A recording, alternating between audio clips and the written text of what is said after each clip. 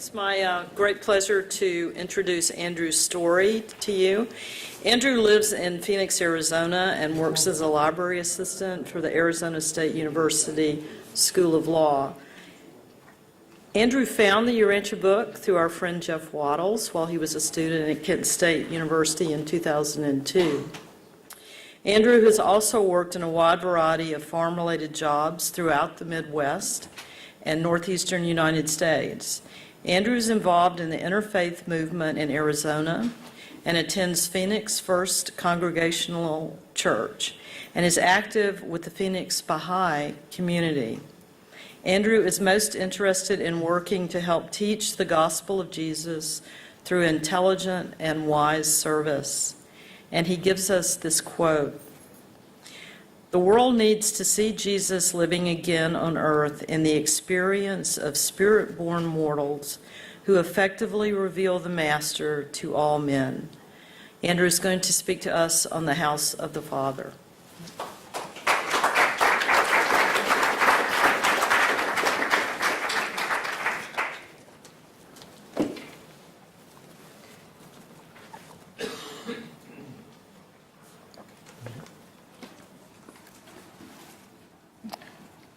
Who is Jesus? That's probably, I think, one of the questions I think that I've thought about the most in the course of my life. It's something that, from a very young age, has occupied a lot of my thinking, and it mainly grew out of the fact that, growing up, my father was a pastor of, well, all the churches that I was a part of, and so I'd always wanted to understand that in relationship to better understanding my father. I felt that if I understood who Jesus was, that would help facilitate my understanding of my earthly father better. But at the same time, that wasn't an easy process. I had a difficult relationship with my dad growing up, and mainly a lot because of his personal belief in God was very much founded in fundamentalist ideas of Jesus, the atonement doctrine, and the need to believe in Jesus' death on the cross in order to be able to have a relationship with God. And so even though I felt in my own life that I didn't believe that was true, I didn't have the same strength or foresight as Jesus to be able to, speak that at that time in my life and share that truth with my father, that I didn't believe that was necessary in order to be able to have a relationship with God. But my talk is mainly going to focus on my personal experience and how I came to answer that question in my life, and who Jesus is for me personally. Let's see.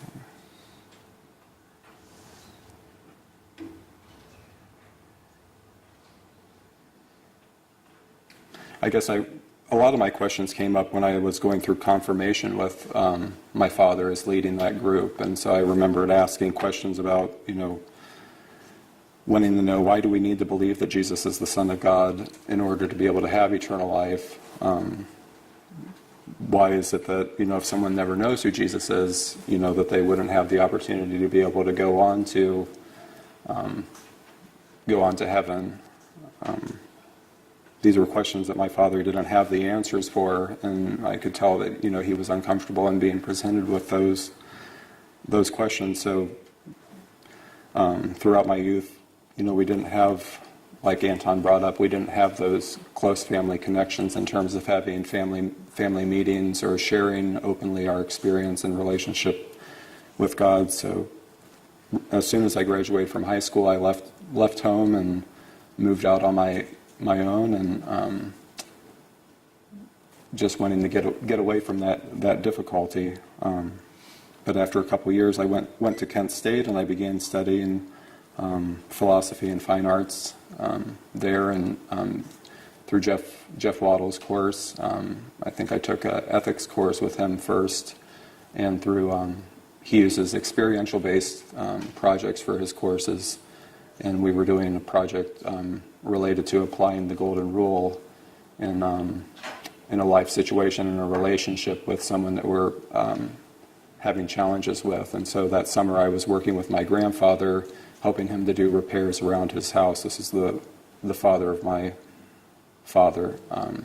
So over the course of those couple weeks, I had the opportunity to be able to hear about my grandfather's life experience and to, get to know him better.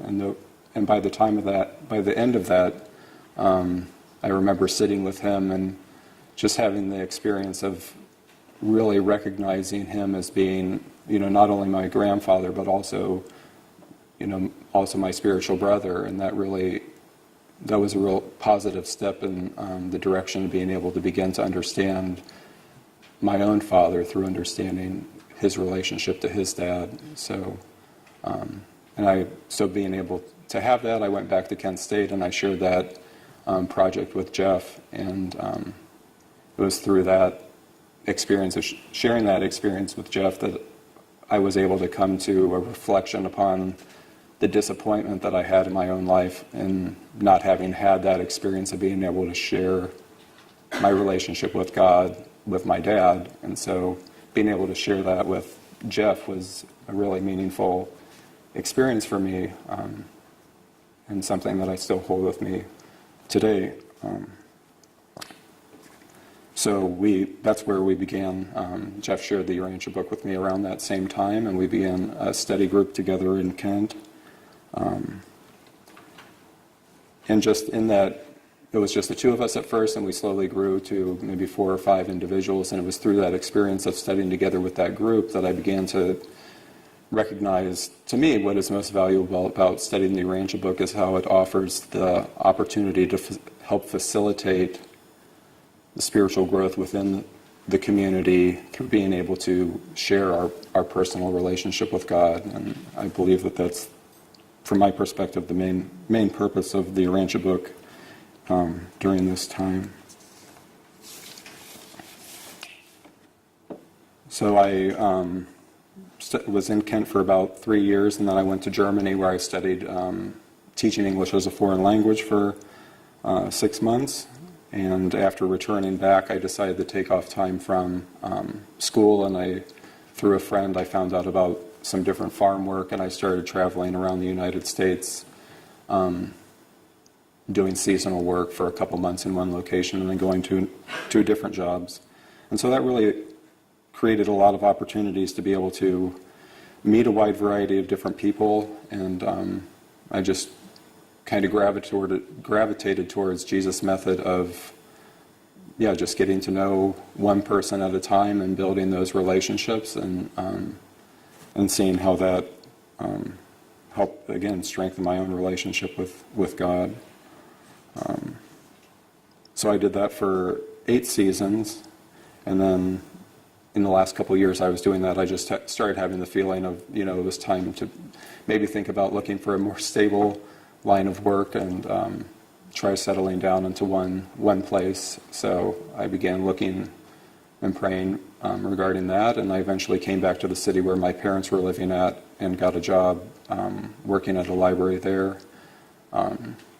And that was the first time that I was able to live in the same city with my family since I had moved away when I was 18 years old. So it provided a great opportunity to be able to get to know my parents again, and particularly my father again, and just to reconnect. So I was there for about 2 years, and I really felt that was where I was building my community. I had a church that I was very much involved in, and the relationship with my family was improving, but at the same time I was feeling that my job was not I was still looking for ways to be able to continue to advance, and so I was looking for maybe to be able to continue my education. So I eventually found a job in Arizona that's offering me the opportunity to be able to continue my schooling in library science, and so again, it's just more opportunities to be able to become involved in the community there. Let's see. I guess what's most recently happened in my life was I felt like I got into the point where I had exhausted the possibilities of what I was able to express to others in terms of that past experience in my relationship with having first found God in my life, that I was basically, when I would share my experience of God, I was sharing that experience based upon something that had happened in the past. So almost as though you share a meaningful experience with someone, and each time you talk to somebody about that other person, you share that past experience. You don't share what you're learning about them at the current moment. And it was kind of striking to me that I kind of, was just thinking, why am I not sharing my personal relationship with God today and sharing this past experience? And that kind of led me to be able to begin to just look to nurture that relationship with God in my life today, and to be able to begin to share that with others. So that in turn,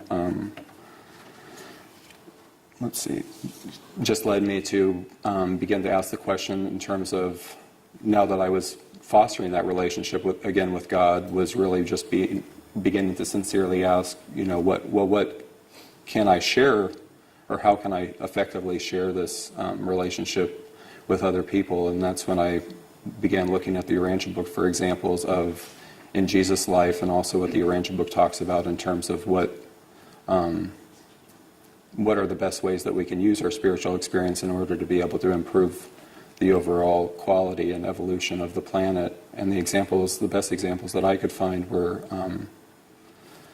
just in looking at how Jesus lived his life, in terms of taking the time to get to know individuals on a daily basis, and through that process of, just coming to understand another person, as it talks about, learning their motivations, how they live their lives, that through that process we actually grow in our love for another individual, and that I recognize that really that's the only method that is available for us to be able to evolve the planet. So that's my current activity now, is just finding ways, going out, doing some street ministry and interacting with individuals, and just looking for ways to be able to share my personal relationship with God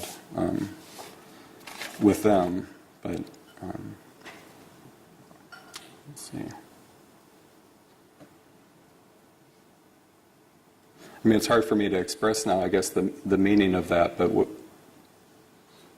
but I'd always thought more in terms of, one of the things I think have been going through recently was looking at the prayer process, and how it talks about, one of the key aspects of that I've always gravitated towards, how it talks about exhausting the possibilities of what we're capable of doing, and then thinking, in doing so, we open ourselves to be able to be assisted through the guidance of the Spirit of Truth, and we also just allow ourselves to be able to see the next step that we can take. But I'd never really considered that in terms of sharing the gospel with other individuals, or looking for ways to be able to help other people and being able to problem solve in their own lives. And that's been kind of one of the biggest things I've learned recently, is that I've also often hesitated to often it's people that I'd meet on the streets, homeless individuals, or people that I recognize that were in really difficult straits, that, I would think, what could I possibly have in terms of my experience to be able to help this individual? Or if I did start talking to this person and I got into a situation where I didn't know what to say, what would I do? And so that would keep me from, speaking to these people. But what I've actually found is that, when you meet someone and you do share, the best of what you have with them, and if you're working with somebody that's going through difficulties, when you do exhaust the possibilities of what it is that you're able to do with them, it really is actually true that in those moments, that's where Jesus is actually able to enter into the relationship, and is able to unify the relationship, to be able to, open the possibilities to be able to, show what it is that is available to be able to do next. So.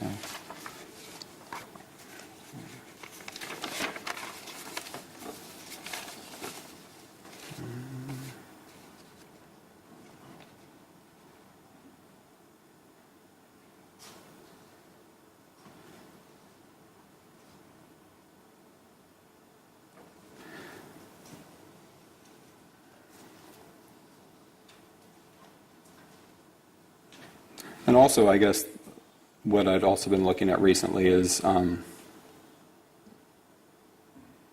trying to understand the different levels of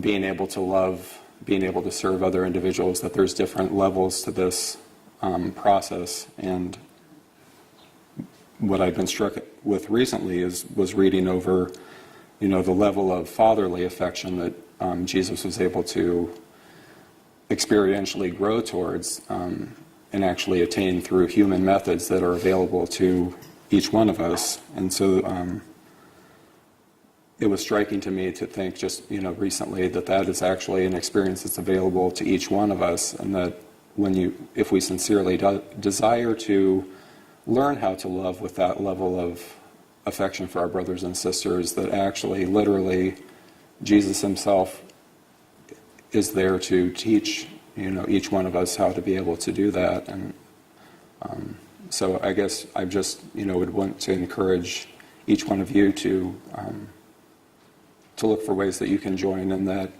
process yourself, because I truly believe that, as the Urantia book talks about, the greatest, in my life, the greatest experience after having found God has literally been the experience of finding God in the lives of other individuals. That, to me, that's where the spiritual growth comes from after having found God, is through that discovery of God within each one of us. So, thank you.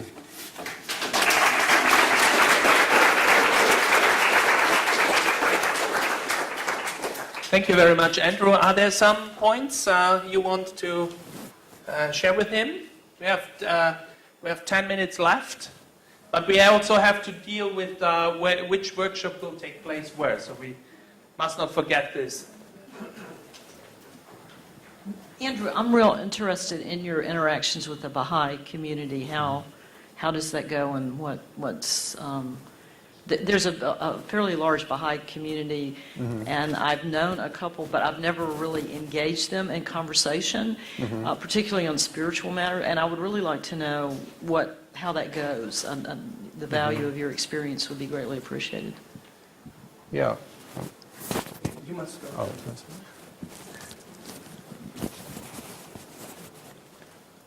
what I found is that, the main foundation of the Baha'i faith is centered in their belief in the spiritual unity that all religions, all people in the world share, and their recognition in the unity of God. And I see that the fact that that's the foundation of their faith really puts them in a very great position to be receptive to being open to higher spiritual truth. So, in the fact that they're also very much in mind of, not looking for ways to be able to express that relationship with God in their lives. And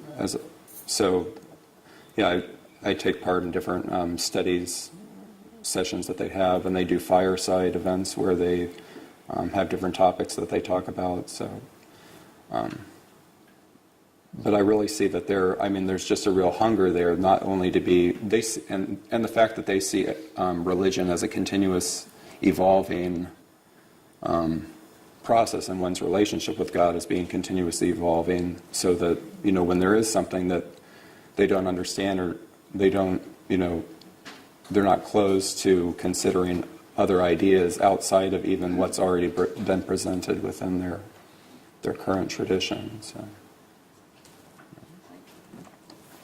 Well, perhaps we can add that the Baha'i religion, in their original region, though, or perhaps because they are so multi-spiritual, they suffer a terrible persecution also, especially in Iran. Okay, other remarks? Yeah.